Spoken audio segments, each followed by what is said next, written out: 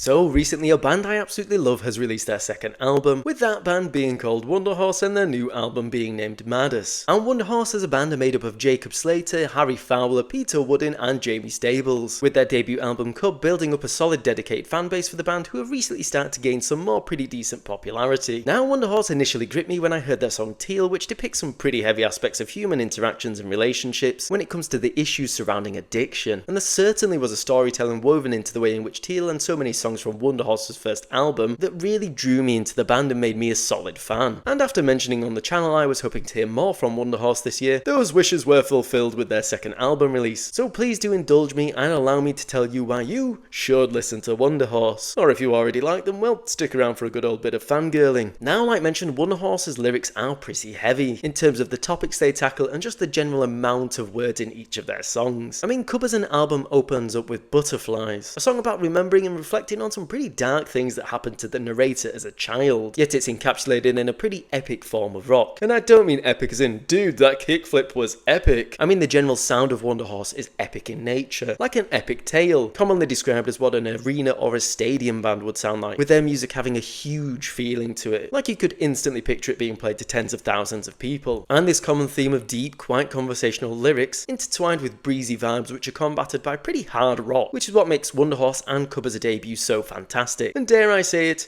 written by a true wordsmith, with such strangely specific or arguably quirky phrases used throughout the songs, such as at the start of Leader of the Pack opening up the song with "Like a light to dynamite, I saw you in the hallway," or pretty harsh and almost too honest turns of phrase, like in Teal mentioning how someone treats the narrator as more of a human and less like a junkie, in reference to their addiction, all embedded with some pretty harsh yet delicate vocals that can take you from one end of the scale to another, making you want to hit a wall down with a sledgehammer or cry your eyes out in the next second, all then complemented by songs that feel so delicate, like they're in a perfect trance, such as the song Morphine that makes me feel as if I'm floating down a lake staring at the sky, or at least that's how I feel anyways. Is that weird? Probably. And I haven't felt so intrigued by a set of songs in a long time, genuinely maybe even a decade, with each track leaving me wanting to just know more, or experience more, and well, Cub hit that spot well and truly. I mean, I could recommend you a selection of songs from Cub, but honestly that selection would simply be all of it, so I 100% implore you to listen to this album. For me it's one of the best albums I've heard definitely in a long time, maybe even ever. And coming to Wunderhorse's follow-up album Midas, there's a strong suit to follow from the first album, arguably with the overall tempo of their second album feeling a lot faster in comparison to their first. Where Cub it feels like the songs take their time as an experience, Midas feels like an album that's more of a punch in the face, with an attacking guitar progression, yet still mixed in with that descriptive storytelling and quite blunt conversational tone of the lyrics throughout. Now for me I still prefer Cub as an album, as there's so much drama poured into each song. However, if Midas was Wunderhorse's debut album, I would still have fallen in love with this band, as their second album is truly fantastic also, and I can't really say anything I haven't already said without my appreciation for Wunderhorse simply sounding even more annoying. So ultimately I'm pretty happy that it seems Wunderhorse's popularity is on the rise, as they truly deserve it. I'll be popping along to one of their live shows in November I believe, and must confess I am very